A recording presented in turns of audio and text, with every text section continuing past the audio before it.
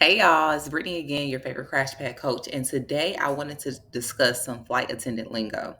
Um, Now, there will be terms that'll be used in future videos, and I just want to make sure that we are all on the same page. So let's go ahead and get started. Okay, so when you're dealing with crash pads, you have two ways that you can set it up. Now, there are two different types of bed styles. You can do either hot beds or cold beds. I'll discuss hot beds first. So, hot bed, think of it as you staying at a hotel.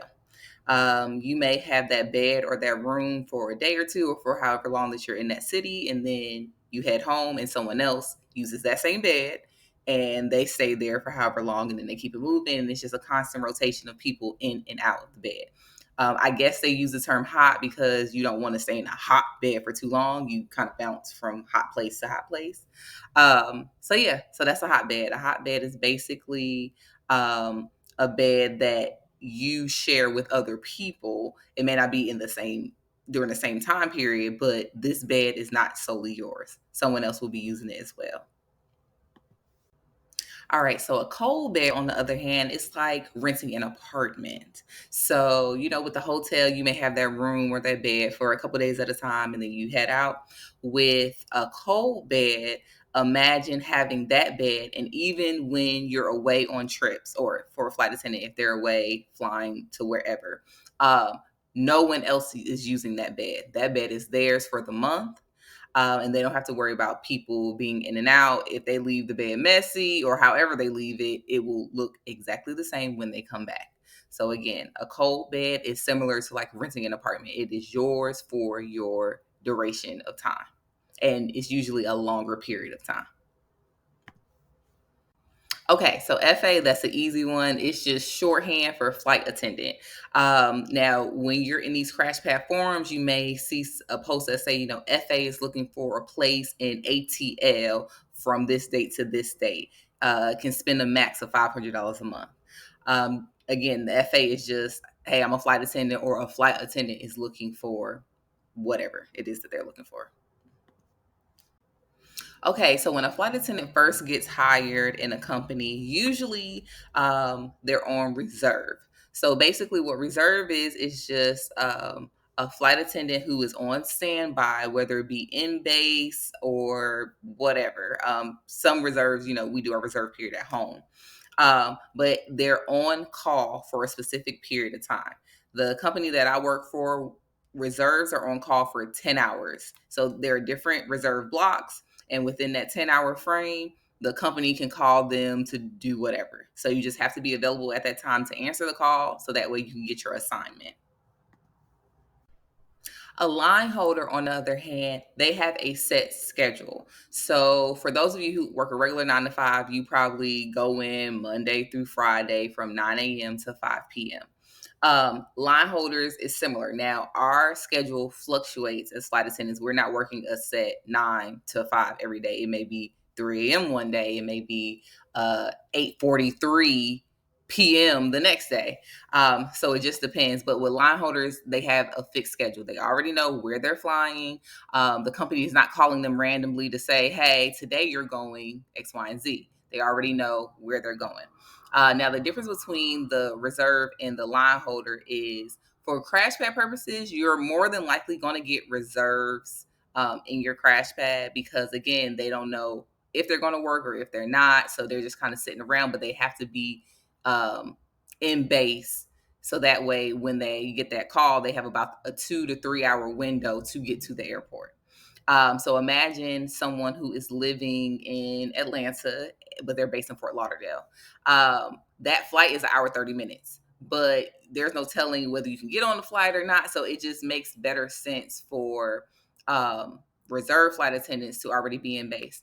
Now, line holders, because they know what their schedule is, you still will get line holders that stay at your pad. However, they know their schedule. So they know, okay, if my flight leaves at 4 p.m., I'm gonna make sure to either commute in early that morning, or I'll stay the night before, so that way I'm already in place for the next day. So line holders will probably stay at your pad less than reserve flight attendants. But again, the crash pad is still needed for both. Okay, so a layover happens when it can be a number of things. So usually in a schedule, you can either work turns, which are just you're going somewhere and back, or you can work 2 day trips, 3 day trips, 4 day trips. The max a flight attendant can work based on FAA is 6 days in a row before needing a 24-hour rest period. Some people can do their 24-hour rest period while working, others they have to be in base. Anyway, so as far as a layover, so if you do a 2, 3, or 4 day trip, then that means that you have to spend the night in a city that is outside of your base. So for me, I'm based in Atlanta, but right now I'm currently in Fort Lauderdale. I know I use that analogy a lot, but I guess I love Fort Lauderdale and LA. Those are like my two favorite layovers. I guess it's the palm trees.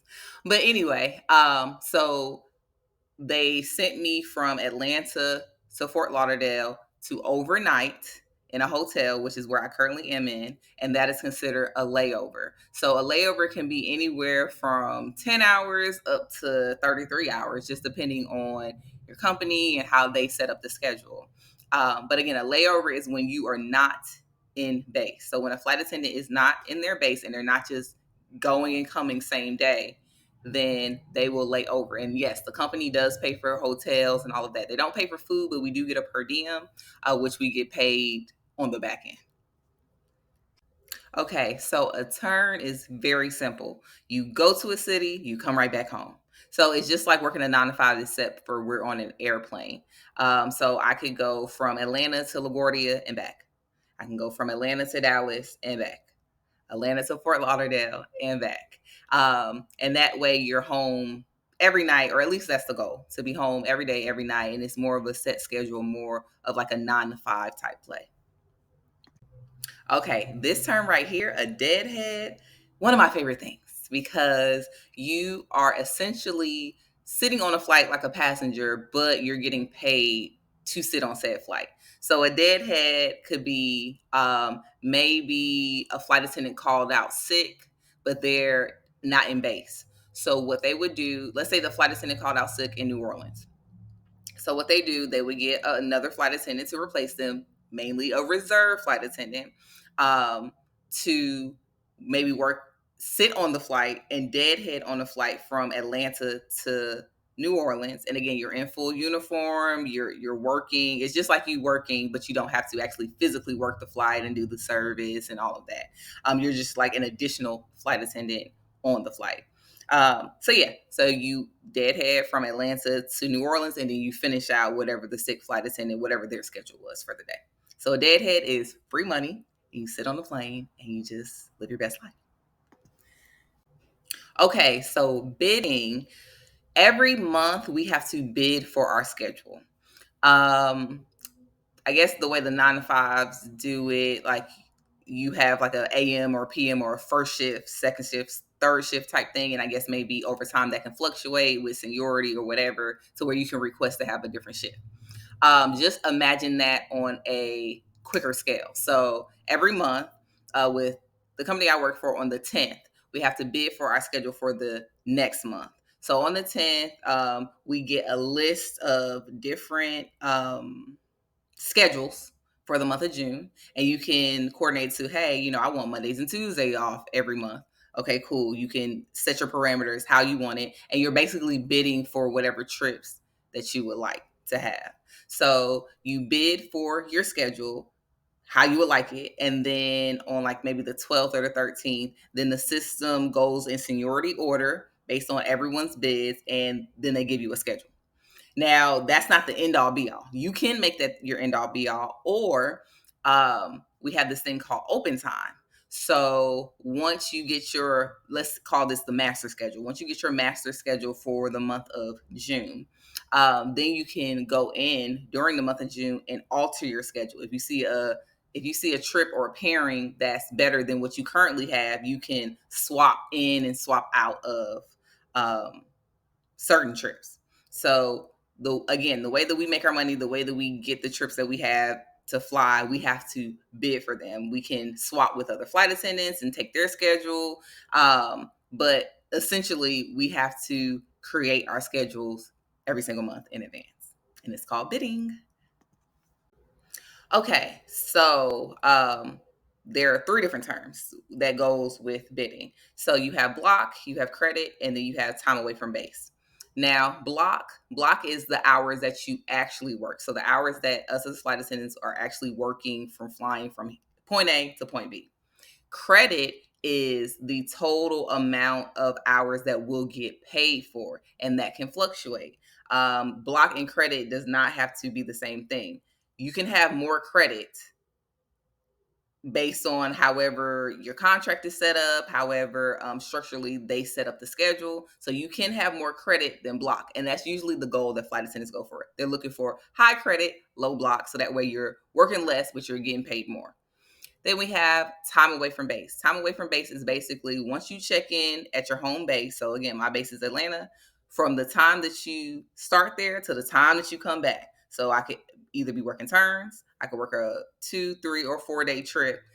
Within those 4 days, let's say I do a 4 day trip, I'm on one now. Within those 4 days, I'm getting paid for every hour that I'm away from base. And again, that's time away from base. Okay, the thing I love about being a flight attendant is that we do have schedule flexibility. So, in the event that I have something going on, like for example, this is my birthday month. So, my master schedule had me working towards the end of the month and Memorial Day.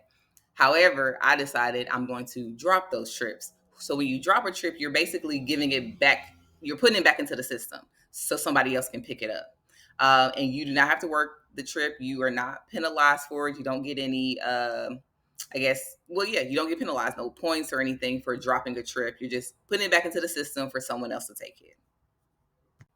Okay, this term right here is my favorite term. It is guaranteed days off. So, the company that I'm with, we have to, as a line holder, you're supposed to have 13 days off a month for your master schedule. Now, you can work on your GDOs if you pick up a trip and it makes sense. But for the most part, a GDO is a guaranteed day off. No matter what, the company cannot call you for anything. And in the event that a trip runs over, so for example, I was canceled in Houston during the storms. So when I was canceled, I was supposed to be off the following day. So they have to restore my time and give me another GDO. But again, GDO, guaranteed day off, you do your thing. All right, y'all. So that concludes my flight attendant lingo. If you're a FA and you have some additional ones to add, please go ahead and put them in the comments. Hopefully, this video helped. And don't forget to like, comment, share, and subscribe. I'll see y'all on the next one.